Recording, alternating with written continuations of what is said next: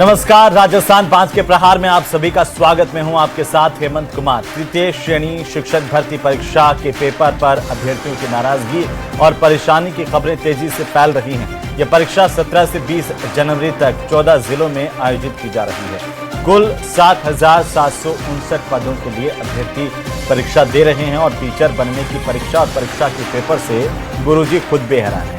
प्रदेश में रीट परीक्षा आयोजित की जा रही है, लेकिन जिस तरह का पैटर्न इस परीक्षा में देखने को मिल रहा है, उससे टीचर बनने के लिए आए परीक्षार्थी भी काफी हैरान और परेशान दिखाई दे रहे हैं। कोई इस पेपर को बहुत ज्यादा लेंदी बता रहा है, कोई इसे आरएएस के एग्जाम से कंपेयर कर रहा है।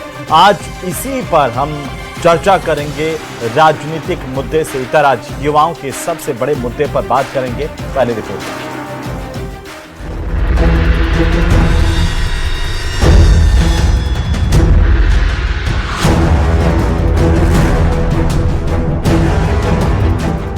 रीट परीक्षा कितनी कठिन, कितनी आसान। पेपर कठिन पूछ रहे हैं, पेपर को हार्ड किया जा रहा है, प्रश्नों को व्याख्यात्मक ज्यादा पूछ रहे हैं, पॉइंटों में पूछ रहे हैं, प्रश्न को टाइम कम मिल रहा है। बाकी पेपर का लेवल तो ठीक है, लेकिन टाइम बहुत ज्यादा कम मिल रहा है। अभ्यर्थी चिल्ला रहे हैं, पेपर नहीं आसान, आरएस लेवल का टफ। टाइम आरपीसी देती है 150% के लगभग 3 घंटे देती है और इन्होंने दिया 2.5 घंटे। लेंथी था, बाकी आरपीसी की बुकों को आधार बना के, एनसीईआरटी की बुकों को आधार बना के पूछा गया है। लंबा पेपर, घुमावदार सवाल, समय का दुश्मन। लेकिन जो हिंदी वाला पोर्शन है ना, उसको थोड़ा टाइम लेंथ ही है, क्योंकि चीजों को जोड़ जोड़ के उसमें टाइम ले रहा है। क्या सिलेबस से बाहर आए प्रश्न या पैटर्न बदला गया? 4 क्वेश्चन का एक क्वेश्चन बनाया है उसमें, इस वजह से पेपर टफ है। सर किस तरह टाइमिंग कम मिला उसमें। योग्यता की जांच या तैयारी पर पानी फेरने वाला झटका। पर में टाइम तो सही था, लेकिन वो प्रैक्टिस नहीं हो रही ना लंबे समय से, उस हिसाब से थोड़ा लेंथ थी तो क्वेश्चन लंबे हैं, बस बात तो है, वरना टाइम तो सही है वैसे। परीक्षा केंद्रों के बाहर नाराजगी, टाइम मैनेजमेंट नहीं हुआ। क्योंकि इतना लेंथी पेपर कैसे कर पाएगा बच्चा, नहीं कर पाएगा।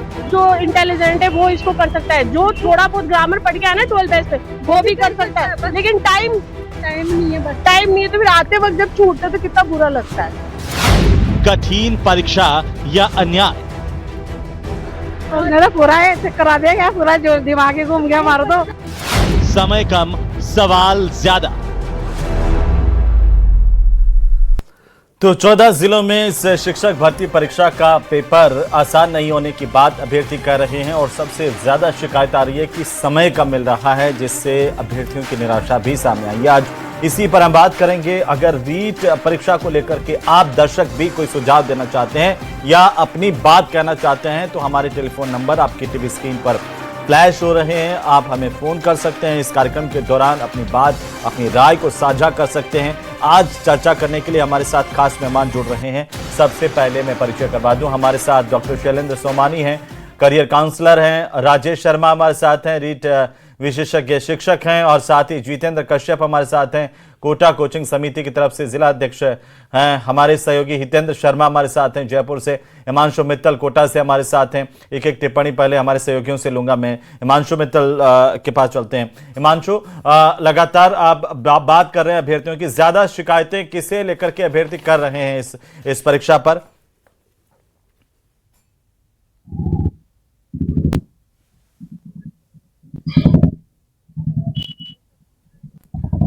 जी हिमांशु, आपका आवाज आ रही है, बताइए। आपने इतने सारे अभ्यर्थियों से बात की है जो परीक्षा सेंटर पर परीक्षा देकर के निकलते हैं, ज्यादा शिकायतें क्या है रीट को लेकर के?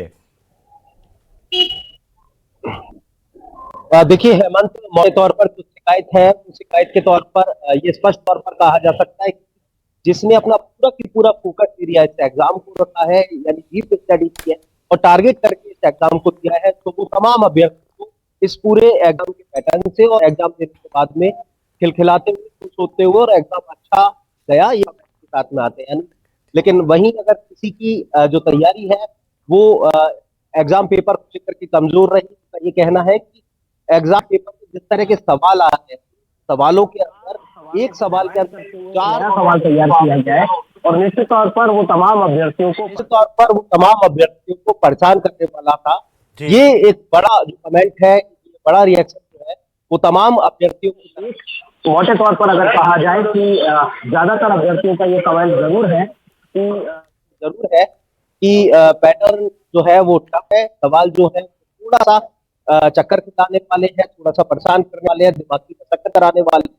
और ऐसे में कहा जा सकता है कि जो सीधे तौर पर जो है वो उनके सामने पत्थर खड़े करने वाले हैं। तो ज्यादातर कमेंट के साथ में यही है, जिन्होंने तैयारी भरपूर की है उनके रिएक्शन पॉजिटिव है, जिनकी तैयारी कल भी हमने इस पर बात की थी, आज भी हम इस पर बात कर रहे हैं। कल भी काफी सारे अभ्यर्थियों ने कहा था कि भाषा क्लिष्ट रखी गई इसकी वजह से, जिसकी वजह से कई क्वेश्चंस उनके समझ से भी बाहर रहे। हमारे सहयोगी हितेंद्र शर्मा, हितेंद्र आपने भी राजधानी जयपुर में, हितेंद्र आप मुझे सुन पा रहे हैं, जयपुर में बहुत सारे अभ्यर्थियों से बात की होगी रीट के, क्या कहना उनका, क्या शिकायतें रीट पेपर को लेकर के?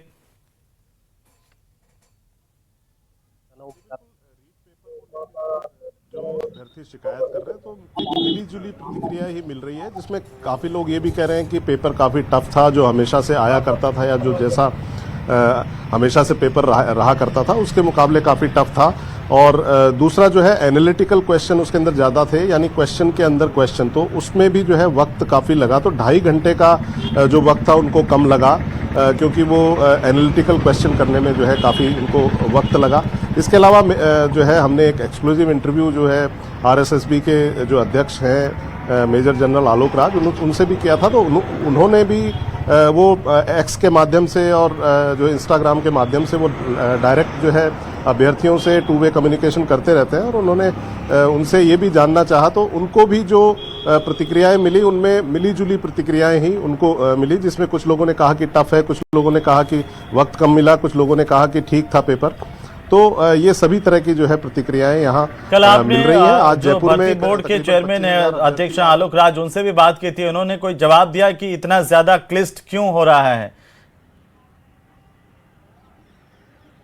जी बिल्कुल, उन्होंने साफ तौर पर ये कहा कि टीचर्स को जो है शार्प होना चाहिए, टीचर्स को जो है अच्छे टीचर्स जो है स्कूलों को मिले, इसके लिए ज़रूरी है कि उनका लेवल भी बढ़ाया जाए। और इसके अलावा उन्होंने ये भी कहा कि जो नियम कायदे हैं, जो यार्ड स्टिक है, जो उनको मापने जांचने का जो तरीका है, उससे बाहर कहीं जो है बोर्ड नहीं गया है, और उसी के भीतर जो है ये सारी जो है जो अपग्रेडेशन किया है पेपर का, या उसमें जो है, हालांकि उन्होंने इस बात को माना कि लेंदी ज़रूर था, कुछ लोगों के लिए लेंदी रहा होगा, लेकिन उन्होंने ये भी कहा इसके साथ साथ कि लेंदी सबके लिए था, तो जिसका जैसा जो है एक्यूमेन रहा होगा उसने वैसा उस पेपर को हल किया होगा, और उसी के हिसाब से मेरिट बनेगी, और उसी के हिसाब से जो है मेरिटोरियस टीचर्स जो है वो स्कूलों को मिलेंगे, सरकारी स्कूलों को मिलेंगे। तो ये उनका कहना था।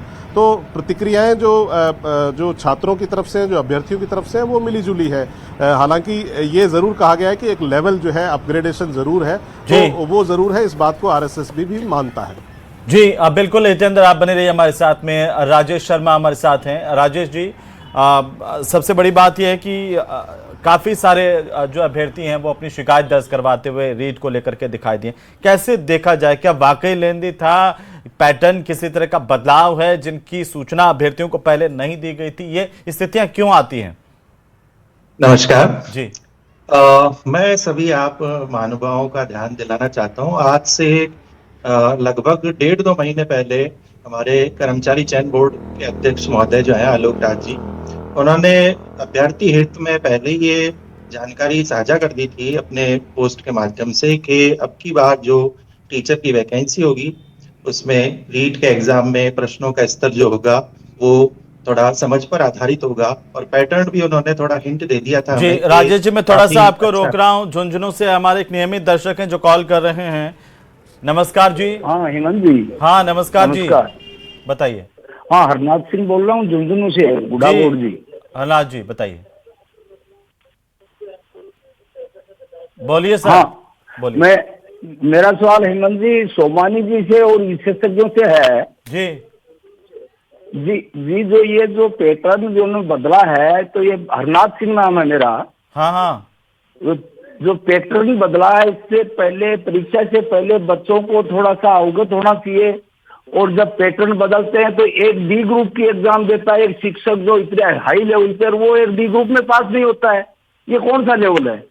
जी, मैं जवाब ले लेता हूं। बहुत शुक्रिया अनाज जी, आपने हमें कॉल किया है। सोमानी जी, जो सिलेबस जो डिसाइड करते हैं या वो जो अपग्रेडेशन जो कर रहे हैं डॉक्टर परीक्षा के शैलेंद्र लेवल को, तो फिर ये तो IAS लेवल का पेपर हो गया, इसे शिक्षक ठीक और है। टीडी ग्रुप बनेंगे। जी ठीक है सर। डॉक्टर शैलेंद्र सोमानी जी हमारे साथ हैं, करियर काउंसलर। सोमानी साहब क्या करना चाहेंगे उनको? नमस्कार। मेरा एक बहुत सामान्य मानना है इसमें यह है कि ये जो भी पेपर के बारे में हम लोग बात कर रहे हैं कि पेपर टफ आया है, या मेरा सिंपल इतना सा कहना है कि क्या ये पेपर सिलेबस के बाहर था? नहीं, पैटर्न बदला जा सकता है, इसमें कोई दो राय नहीं है। और अगर पैटर्न को हम पहले ही अगर बता दें कि ये पैटर्न आएगा, इस तरह से आएगा, तो वो कंपटीशन नहीं रह जाता है। तो थोड़ी सी अगर इस चीज में सस्पेंस बरकरार रखना है तो टीचर्स हैं, हम टीचर्स के लिए ये भावी पीढ़ी को तैयार करने के लिए अगर बात कर रहे हैं जी, तो क्लास टेस्ट में अगर टीचर अगर ये बताने लग जाए कि हमारा पेपर पैटर्न क्या होगा, तो हम आगे की जनरेशन को बहुत अच्छे से राइट तैयार सर। मैं थोड़ा सा रोक रहा हूं, उदयपुर से नरेश जी हमें कॉल कर रहे हैं। नरेश जी स्वागत है आपका, नमस्कार। जी सर, बताइए क्या करना चाहते हैं? सर मैं कह रहा हूँ कि सर ये पेपर बहुत ही अच्छा बन रहा है इस बार जी, और जो इन्होंने पैटर्न दिया है वो भी बहुत अच्छा है। और जो ये आप बोल रहे हैं कि समय कम है, ऐसा कुछ भी नहीं है। एक्चुअल में समय पर्याप्त है जी, क्योंकि मैंने भी पेपर दिया है, 10-15 मिनट एक्स्ट्रा ही थे। और आप कह रहे हैं कि सिलेबस से बाहर कुछ भी नहीं था? हाँ जी, और RS लेवल का कह रहे हैं, ये तो बिल्कुल झूठी बात है, ऐसा कुछ नहीं था। जी राइट नरेश जी, बहुत शुक्रिया आपने कॉल किया। सोमानी साहब पूरा कर लीजिए। वो कह रहे हैं कि पूरा पर्याप्त समय भी था, उन्होंने खुद पेपर दिया, वो ठीक था। जी, मेरा बिल्कुल कहना यही है कि अगर एक टीचर जो आगे भावी पीढ़ी को पढ़ाने वाला है, अगर वो ये बोलने लग जाए कि पेपर टफ था या मुझे समय नहीं मिला, तो मुझे नहीं लगता है कि ये बहुत अच्छी कोई बात है। एक टीचर को बहुत अच्छे से तैयार होके जाना चाहिए। ये एक कोई सिर्फ एग्जाम नहीं है, हम आगे आने वाले बच्चों को तैयार करने के लिए, उनको पढ़ाने के लिए हम ये सब चीजें, सिलेक्शन का एक प्रोसेस है। तो इसमें समय प्रबंधन और मानसिक संतुलन दोनों की जरूरत है। और टीचर के लिए तो ये शायद ये इनबॉर्न क्वालिटी भी होनी चाहिए कि वो अपना समय प्रबंधन अच्छा करे, अपना मानसिक संतुलन बनाए रखे। और जैसा मैं बोल रहा हूँ, ये पेपर कोई बहुत रॉकेट साइंस पेपर नहीं था। अगर आपकी तैयारी अच्छी है, आपने साल भर इसके लिए अच्छी तैयारी करी हुई है, तो मुझे नहीं लगता ये पेपर बहुत टफ था। अगर आप NCERT की किताबों को बहुत अच्छे से अगर पढ़ाई करके जाते हैं इस तरीके से, आपकी रणनीति अगर सुदृढ़ है, तो ये पेपर बहुत डिफिकल्ट पेपर मैं नहीं मानता। आपको अपना प्रबंधन अच्छा करना चाहिए था, आपकी मैनेजमेंट पर ध्यान देने की बहुत जरूरत है। हमारे जो अभ्यर्थी हैं वो चाहे किसी भी प्रतियोगी परीक्षाओं की तैयारी कर रहे हो, सीधा सीधा लब्बल जो सोमानी साहब कहना चाह रहे हैं वो आसान भाषा में, लेकिन कहा जा रहा है जितेंद्र कश्यप साहब कि भाषा बड़ी क्लिष्ट थी, जो अभ्यर्थियों के भी समझ से ऊपर से जा रही थी। कई कह रहे हैं कि ये तो RS के लेवल का पेपर दे दिया, ऐसा क्यों है? नमस्कार, धन्यवाद, आपने एक बार पुनः याद किया।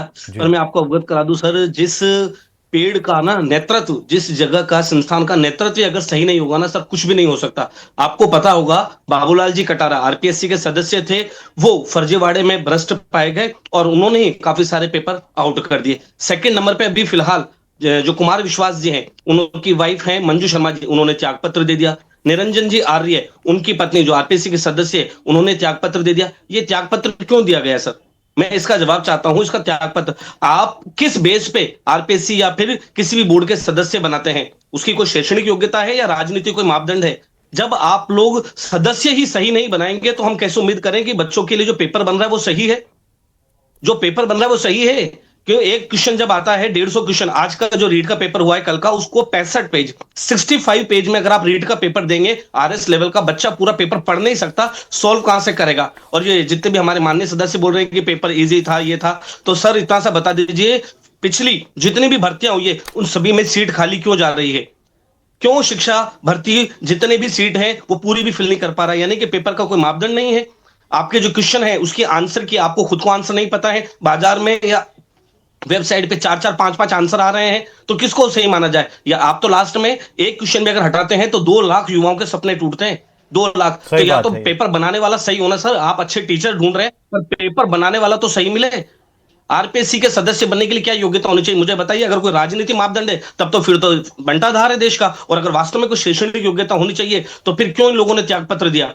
मैं तो इतना सा सवाल चाहता हूं, मुझे त्याग पत्र दीजिए। और रही बात सर, एक और बात बोलूं, 2011 राजेश शर्मा जी, राजेश शर्मा जी वो जो बात कर रहे हैं कि अगर आप बाद में एक प्रश्न भी हटाते हैं तो कई सारे अभ्यर्थियों की उम्मीदें टूटती हैं उसमें, और हम देख रहे हैं कि हर एग्जाम में इस तरह से नॉर्मलाइजेशन और अलग अलग तरह की चीजें सामने आती हैं। जी, मैं इस पे एक बात बोलना चाहूंगा। मैंने जो पाठ्य पुस्तकें हैं स्कूल का जो सिलेबस है उनका अध्ययन किया तो काफी उसमें विसंगतियां पाई गई है। अलग अलग बुक्स में अलग अलग आंसर और तिथियां दी गई है। ये एक अच्छा आपने मुद्दा उठाया है कि इसमें सुधार की पूरी आवश्यकता है और समय की मांग है कि अब एक निश्चित कोई, जैसे अभी माननीय आरपीएससी अध्यक्ष महोदय ने कहा था कि मूल पुस्तकें पढ़नी पड़ेगी, तो मूल पुस्तकों का एक आधार भी तो हो। क्या मूल पुस्तकें एनसीईआरटी को माना जाए, क्या आरबीआईसी की माना जाए, या कोई और नहीं, वो कह रहे हैं कि अगर इतना अच्छा पेपर होता है तो इसमें पद रिक्त क्यों रह जाते हैं अगर उनके लेवल का पेपर है? दो स्थितियां हैं। अगर बोर्ड एग्जाम करवा रहा है तो उसमें पद खाली नहीं रह रहे। उल्टा मैंने ये पाया है विश्लेषण के माध्यम से कि जिनमें पद अधिक हैं वो भी खाली नहीं रह रहे। लगभग 70 से 80% कट ऑफ जारी है। और दूसरी तरफ आरपीएससी की जो भर्ती परीक्षाएं हो रही है उनमें पोस्टें खाली रह रही है। तो इसका एक ही कारण समझ में आ रहा है कि दोनों के प्रश्न पत्रों का जो स्तर है वो थोड़ा भिन्न है। अभी ये रीट का जो एग्जाम हुआ है उसमें ये देखने में आ रहा है कि वास्तव में अपना स्तर बढ़ाया और इसका जो जानकारी है वो कर्मचारी चयन बोर्ड राजेश जी थोड़ा सा रोक रहा हूँ। अजमेर से हमारे कॉलर है पंकज दाजी साहब। पंकज जी नमस्कार, क्या कहना चाहते हैं बताइए। हाँ सर, मैं यूं कह रहा हूँ कि सर ये जिस तरह से पेपर का स्तर ऐसे अचानक से बढ़ा देना जी, ये भी एक गलत चीज है, क्योंकि इसमें धीरे धीरे अगर पढ़ाई में सेल्फ स्टडी का अगर सरकार लाना चाह रही है और कोचिंग सेंटर और धीरे धीरे पेपरों का स्तर बढ़ाना चाहिए। वैसे अचानक से थर्ड ग्रेड के अंदर भी जो है आरएस लेवल का पेपर देख के फिर आप ये अभ्यर्थियों के साथ, तो ये तो गलत ही हो रहा है। लेकिन करियर काउंसलर कह रहे हैं कि अचानक से नहीं, उन्होंने पहले कहा जो बोर्ड की तरफ से कि हम पैटर्न बदल रहे हैं और बहुत पहले आगाह कर दिया था। जैसे अभी पटवारी और वीडियो का जो पेपर हुआ था वो बिल्कुल 10th लेवल का दे दिया था, और अब अचानक से जो है कि वीडियो का पेपर जो पहले हुआ था वो बहुत ही स्टैंडर्ड पेपर था, लेकिन उसकी जगह जैसे अभी जो वीडियो का पेपर आया वो बहुत ही लो स्तर पे आया है। अच्छा, हाँ ये तो तभी सोमानी साहब इस पर टिप्पणी करना चाहते हैं, ये क्या माजरा है सोमानी साहब? सर देखिए, मेरा ये मानना है कि अगर पेपर टफ है तो वो सभी के लिए टफ होगा, और आसान है तो वो मेजरली सबके लिए आसान होता है। जितना पेपर आसान करिएगा उतना ज्यादा प्रॉब्लम्स मुझे लगती है कि होती है। एक पेपर का स्तर होना चाहिए। मैं ये नहीं मान सकता हूँ कि इसमें राजनीति घुसाएं या कुछ और चीज बात करें जैसा हम पहले समझ रहे थे। एक टीचर है, टीचर को बच्चों को पढ़ाना आना चाहिए, वो एक बहुत अलग बात है। लेकिन एक सिलेक्शन प्रोसेस का अपना पारदर्शिता होना जरूरी है। एक पेपर का अच्छा बनना ज्यादा जरूरी है। मुझे लगता है ये सिलेक्शन प्रोसेस है रादर देन कि हम इसको एक पारदर्शिता पर तो हमारे जितने भर्ती वाली एजेंसियां हैं वो उनकी पारदर्शिता की धाराशाही को लेकर के बड़े सवाल उठे हैं पिछले हालिया दिनों के अंदर। तो मुझे लगता है कि पारदर्शिता तो सुधार होनी ही चाहिए। अभी आज ही कई खुलासे हुए हैं कि ओएमआर शीट तक बदल दे रहे हैं जी। और पेपर जब अच्छा होता है तो बहुत ज्यादा सवाल जवाब वो लोग ही कर सकते हैं जिन्होंने या तो अपनी तैयारी बहुत अच्छे से नहीं करी या जो एक सर मैं थोड़ा सा रोक रहा हूं आपको। देवेंद्र शर्मा जी हमारे साथ जुड़ रहे हैं जयपुर से। देवेंद्र जी नमस्कार। सर नमस्ते। नमस्कार, बताइए सर। मैं यह बताना चाह रहा था जो अभी विशाल बंसल जी ने अपनी प्रेस कॉन्फ्रेंस करी है जी, उसमें दूध का दूध और पानी का पानी हो गया। उसमें ये आज तक जो आलोक राज जी सर्टिफिकेट दे रहे थे ना खुद के कर्मचारी चयन बोर्ड को, उस सर्टिफिकेट पे दाग लगा दिया विशाल बंसल ने जाके। यही स्थिति बच्चों की हो रही है। ये अब पर्दे धीरे धीरे खुल रहे हैं। ऐसा हो रहा है कि शायद पिछले 5 साल में बच्चों को बहुत ज्यादा लूटा गया है और चोर लोग अंदर प्रवेश कर गए। अब ये जो दो पकड़ में आए इसमें आप निश्चिंत रहिए, इनकी जो कमेटी है ना जो सिलेक्शन करती है और जो पेपर आउट करती है, ये सब लोगों का एक ग्रुप है। ये ग्रुप ही इन बच्चों को धोखा दे रहा है। नहीं देवेंद्र जी, लेकिन पेपर आउट होना अलग बात है और परीक्षा का जो पेपर है उसकी भाषा क्लिष्ट अलग बात है, कठिन होना अलग बात है। सर पेपर की जो भाषा जो बच्चों की आई है, जो बच्चे फिर तकलीफ बता रहे हैं, खैर देखो पेपर तो पेपर होता है, उसका कोई भाषा है और नहीं होती, लेकिन जिस लेवल का परीक्षा पेपर का करके जिस भाषा को इन्होंने यूज किया है ना वो ठीक नहीं है। ये हाई लेवल की परीक्षा। शुक्रिया देवेंद्र जी, आपने कॉल किया है। आज ये देखिए जी शुक्रिया सर। सोमानी साहब पूरा कर लीजिए सर। जी सोमानी साहब कुछ कहना चाह रहे हैं। सर मैं ये कहना चाह रहा हूँ कि जिन जिन बच्चों को हम अब पढ़ाने वाले हैं वो सब एआई के जनरेशन वाले बच्चे हैं। आपको तो अपडेट रहना ही पड़ेगा, और आप अगर इस चीज में अगर अपडेटेड नहीं है, या आप अगर उस चीज से डर रहे हैं कि हम अब अपडेट नहीं होना चाहते, या हमको ज्यादा अच्छा पेपर अगर नहीं मिलेगा, तो ये मेरे ख्याल से बिल्कुल गलत है। आज माननीय प्रधानमंत्री अगर ये बात करते हैं, या हमको सेल्फ सफिशिएंट होना है, हम स्टार्टअप कल्चर की बात करते हैं, और हम एंटरप्रेन्योरशिप की बात करते हैं, और हम एक टीचर के लिए अगर ऐसा बोल रहे हैं कि पेपर कठिन था, या वो मैं बिल्कुल इससे सहमत नहीं हूँ। टीचर को बहुत अच्छे से अपडेट रहना पड़ेगा, और आज के टाइम पे टीचर एक बहुत प्रभावशाली तरीके से बच्चों को ग्रूम कर सकते हैं। इंडिया आगे बढ़ रहा है, और उसके लिए अगर हम टीचर्स को आगे नहीं बढ़ाएंगे, और टीचर्स का सपोर्ट नहीं करेंगे, और टीचर्स को अगर फिल्टर्ड प्रोसेस से अगर आगे नहीं बढ़ाएंगे, तो मेरे ख्याल से दिक्कत ज्यादा है। जितेंद्र कश्यप साहब इस पर कुछ कहना चाह रहे हैं। जी कश्यप साहब बोलिए। सर मेरा तो सीधा सा क्वेश्चन है कि जब आरपीएससी किसी एग्जाम के लिए 3 घंटे दे रही है, तो अधीनस्थ बोर्ड 2.5 घंटे के अंदर 600 क्वेश्चन का पेपर किस आधार पे ले रहा है? आज रीड का पेपर 65 पेज का था सर, 65 पेज पढ़ के तो बताए 2.5 घंटे के अंदर। और मेरा तो एक क्वेश्चन और है, ये एसआई भर्ती के ऊपर क्या है अभी तक? एसआई भर्ती के अंदर अभी तक कोई रिप्लाई नहीं हुआ कि ज्वाइनिंग होगी या नहीं होगी। मान लीजिए 100 गुनहगार थे, आप 100 गुनहगार को छोड़ दीजिए, लेकिन कम से कम एक जो मैं थोड़ा सा रोक रहा हूँ। पारुल जी हमें फोन कर रही हैं जयपुर से। पारुल जी नमस्कार। आपके लिए सोचना पड़ेगा। पारुल जी बताइए। नमस्कार। जी सर नमस्ते। नमस्ते। मैंने भी कल रीड का पेपर दिया है, हिंदी लेवल 2 से दिया है। तो मेरे को ये पेपर तो मेरे को ठीक लगा। हाँ। पेपर उन्होंने अकॉर्डिंग बनाया है और सिलेबस के अकॉर्डिंग ही बनाया है, पर उसके अंदर जो टाइमिंग है वो थोड़ा सा कम पड़ रहा था बच्चों के। तो काफी सारे बच्चे बोल रहे हैं कि अगर आप पढ़ के गए तो फिर टाइमिंग का कोई इश्यू नहीं है, आपको कम लग रहा है? हाँ पढ़ाई तो हमने करी, हम लोग इतने साल से पढ़ाई कर रहे हैं, पर यहाँ पर जो टाइमिंग है उन्होंने एक क्वेश्चन के अंदर 3-4 क्वेश्चन दिए हैं, तो उसको पढ़ने में भी टाइम लगता है। तो कितना टाइम मिलना चाहिए आपके हिसाब से? क्या करना चाहेंगे आप? टाइमिंग सर 3 घंटे का तो होना चाहिए था, ये 2.5 घंटे का पेपर नहीं था। 3 घंटे आपके हिसाब से पारुल जी होना चाहिए। बहुत शुक्रिया आपने हमें कॉल किया है। और जितेंद्र कश्यप साहब पूरा कर लीजिए, टाइमिंग को लेकर सवाल है। जी है कि मैं खुद कह रहा हूं ना, जब 2.5 घंटे के पेपर में आप 150 क्वेश्चन देना चाहते हैं, तो फिर 600 क्वेश्चनों का क्या मतलब है? और 600 क्वेश्चन अगर आप दे रहे हैं और वो भी एक एक पेज के क्वेश्चन दे रहे हैं, तो विद्यार्थी उनको कैसे पढ़ेगा, कैसे सॉल्व करेगा? अगर आपको पेपर पैटर्न बदलना है, ये तो वही वाली बात होगी कि एक मरीज को 200 mg की दवाई की जरूरत थी, आपने हॉस्पिटल में बुला के उसको 1000 mg की दवाई दे दी, तो वो बचेगा थोड़ी, वो तो मरेगा। वो तो इन विद्यार्थियों के साथ यही हो रहा है, 200 mg का पेपर बता के 500 mg की दवाई दी जा रही है बेचारों को। जी राजेश शर्मा जी भी कुछ कहना चाह रहे हैं इस पर, और सोमानी साहब भी एक एक करके। राजेश जी पहले बोल लीजिए। जी सर धन्यवाद। जैसे कि मैं स्क्रीन पे देख पा रहा हूँ कि बार बार आरएस पैटर्न की बात हो रही है। एक चीज मैं स्पष्ट करना चाहूंगा, आरएस पैटर्न पे अपन बात करें तो वो एक क्वालिफाइंग पेपर होता है ओनली, और जबकि ये रीट वाला जो एग्जाम था इसमें फाइनल सिलेक्शन का प्रोसेस है। दोनों में काफी अंतर है, और उसकी आप कट ऑफ देखिए, कट ऑफ में भी काफी अंतर आ जाता है। उसमें ओनली पासिंग मार्क्स पर क्वालिफाई हो जाता है मेंस के लिए, लेकिन नीट के एग्जाम में फाइनल सिलेक्शन की बात हो रही है। आरएस में 3 फेज होते हैं। ये फाइनल एग्जाम था, इसमें प्रश्न पत्र का स्तर वास्तव में स्तरीय था और अच्छा लगा, और ये भी पहले जानकारी दे दी गई थी बोर्ड द्वारा। लेकिन जो एक ही समस्या या एक ही प्रश्न जो उठ रहा है बार बार, वो है समय की कमी।